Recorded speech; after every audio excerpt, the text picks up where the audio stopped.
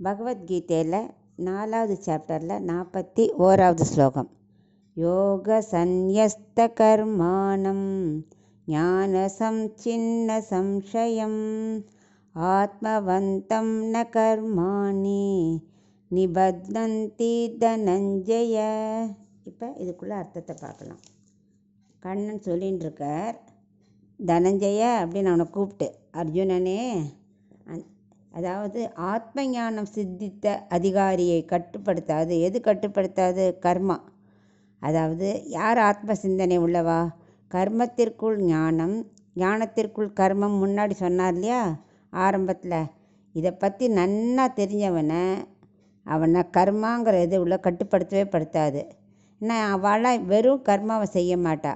வெறும் கர்மாவை செய்கிறது என்ன தெரியுமா? அது கேவல கர்மா, ஞானமற்றது.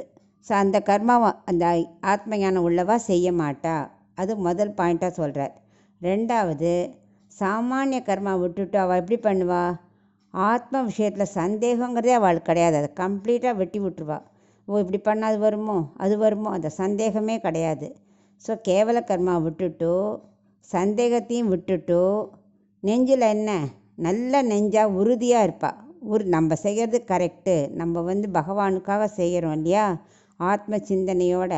அதனால் அந்த மனசு பண்பட்டு அப்படியே லேசாக மாறிடும். அதுக்கு தான் நல் நெஞ்சுன்னு பேர். ஸோ அவனை பாவ புண்ணியம் இந்த எதுவுமே இந்த உலகத்தில் அவனை கர்மாவை கட்டுப்படுத்தாது. அதாவது நெருப்பில் குப்பையை போட்டாலும் பட்டுப்புடையை போட்டாலும் நெருப்புக்கு ஏதாவது பாதிப்பு உண்டா? இல்லை.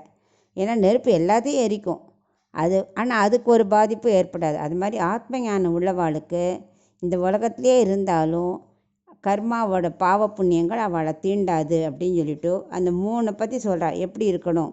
கேவல கர்மா விட்டுட்டு ஆத்ம அறிவால் சந்தேகங்கிறதே கம்ப்ளீட்டாக வெட்டிட்டு நல்ல உறுதியான நல் நெஞ்சமாக இருக்கிறவனை கர்மா தீண்டாது. அவனே ஆத்ம ஞானம் பெற்ற அதிகாரி அப்படின்னு அவர் சொல்கிறார்.